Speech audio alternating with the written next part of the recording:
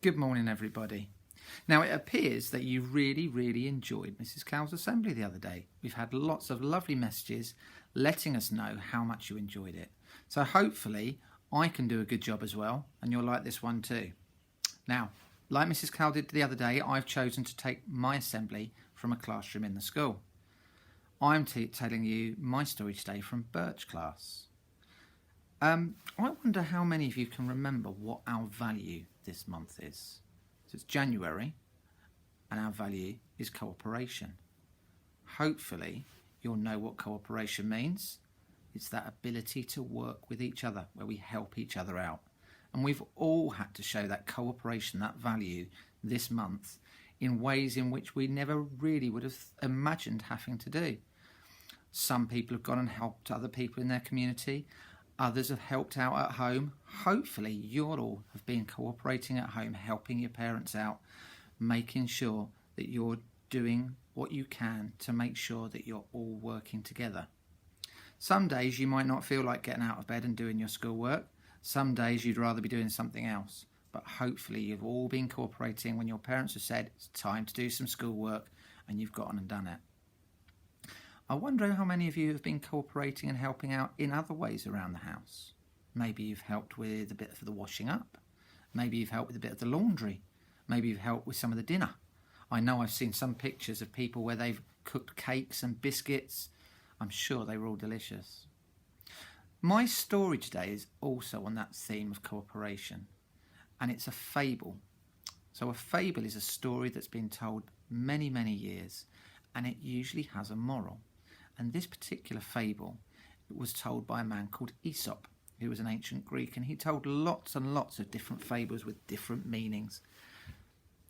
This one is called The Man, the Donkey and the Mule. Now, there was a man who once had to travel a really great distance. In those days, if you wanted to travel somewhere, you would take as many of your belongings as you possibly could. You might not live in one place, in a house in one place, but you might travel, and with you you'd have to take pretty much your entire house with you. A tent, a sleeping bag, your cooking pots and pans, and all these different things. Now the man decided to go for this long journey, and before he did, he loaded up his donkey with as much as the donkey could carry. He put the tent on there, he put the pans on there, he put his sleeping mat on there, he put various herbs and spices, he put clothes and blankets, until the donkey was laden high with all sorts of things. The mule, meanwhile, didn't have to carry anything. And off they set.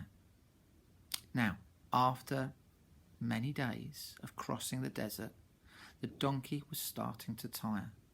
He turned to the mule and said, "Please, brother, won't you help me? Please take some of the load. It's so heavy." Now the mule was feeling rather smug at this point. He hadn't had to carry anything. He was feeling fine. "Oh no, brother," he said. "I don't need to help you. You're doing a wonderful job. And besides which, the man wants you to carry it all." They travelled for many more days. After a couple more days, the donkey again turned to the mule. "Please, brother, my legs are so tired. My back is so sore. Please, won't you help out?" "Oh, no, brother," replied the mule. "You are doing wonderfully. You're so strong. I'm sure we haven't got far to go. Besides which, it is rather hot, and I don't think I could manage to carry anything more." Now, one day later, the donkey, who was walking still with this huge weight on his back, suddenly fell to his knees. He could go no further. The man now had a decision to make. Now, his donkey had been a faithful servant. He could have just left him in the desert, but he decided he wanted to keep his donkey. He wanted to make sure that he got well. So he removed his tent, his roll mat, his pots, his pans, his spices, his clothes, his blankets. He removed them all from the donkey and placed them upon the mule's back. But rather than leave the donkey behind, he also then placed the donkey on the mule's back. The mule now had to not only carry all of the man's belongings, but he also had to carry the donkey as well. He realised at that point he really should have cooperated and helped his brother. Have there ever been times when you've been asked for help? Possibly someone's wanted you to help them with something they were finding tough. What's your response been? Would it have been better to respond in the way you did? Or could you have responded in a different way? I want you just to spend a little bit of time having a think now about ways in which you've helped others today, ways in which you've cooperated at home, ways in which you've made someone else's life a little bit easier. And now I want you to have a little think about what you might do now. What could you do today, this afternoon, this evening, to help out and to give someone else at home a little bit of support?